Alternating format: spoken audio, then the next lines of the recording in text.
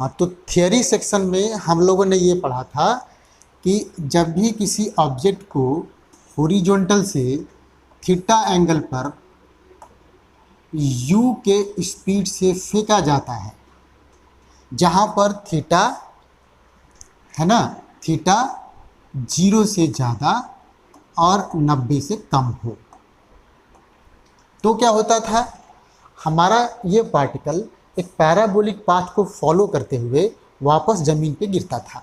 तो ये जो है ये इस पाथ को ऐसे फॉलो करते हुए वापस ज़मीन पर ऐसे गिर जाता था। इसका आप इस पॉइंट का नाम दे दीजिए P। ये एक्स एक्सिस हम लेते थे और वर्टिकल डायरेक्शन को हम वाई एक्सिस ऐसे लेते थे। अब हमने ये मान लिया कि इसके पाथ पे कोई पॉइंट है, मान लो A, जिसके कोऑर्डिनेट्स हैं एक्स वाई।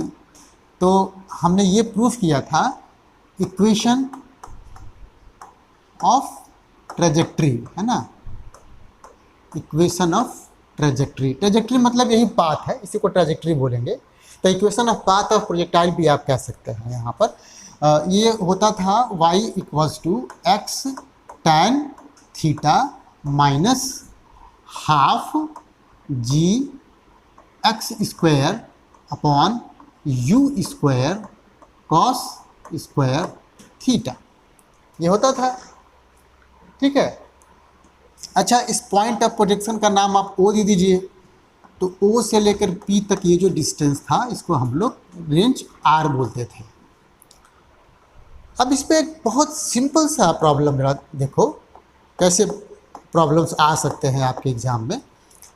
हमारे पास क्या है कि किसी प्रोजेक्टाइल के ट्रेजेक्ट्री का इक्वेशन दे रखा है ना, इक्वेशन ऑफ पाथ लिख दो थोड़ा यहाँ पे समझने के लिए, पाथ ऑफ ए प्रोजेक्टाइल, क्योंकि प्रोजेक्टाइल का पाथ और ट्रेजेक्ट्री का एक ही मीनिंग हुआ है एक्चुअली। क्या दे रखा है भाई, ये दे रखा है y equals to alpha x minus beta x square,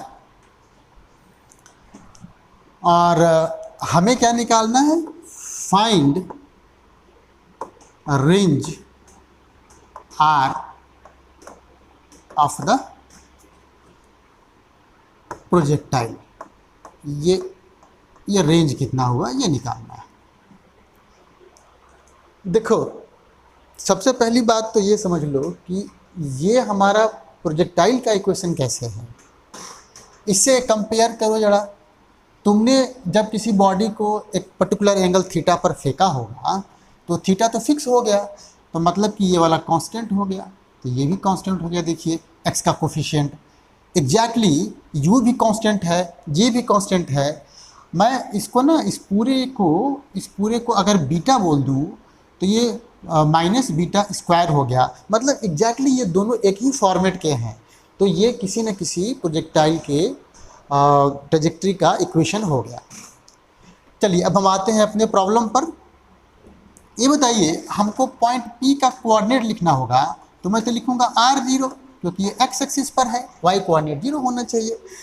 और चूंकि पॉइंट हमारे इस क्या बोलते हैं कर्व पर है, तो इसके कोऑर्डिनेट्स इसको सेटिस्फाई करने चाहिए। मैंने सेटिस्फाई करा दिया।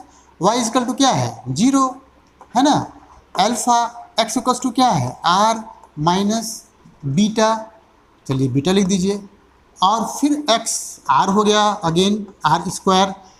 इसमें से हम अगर r कॉमन लें तो यहाँ बचेगा alpha minus beta into r। r तो 0 हो नहीं सकता, इसका मतलब ये हो गया कि ये जो आपका ब्रैकेट वाला है अल्फ़ा माइनस बीटा r, ये 0 है।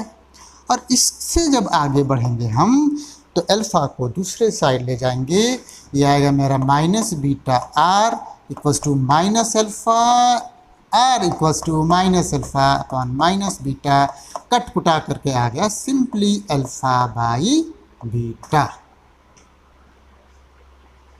ठीक है।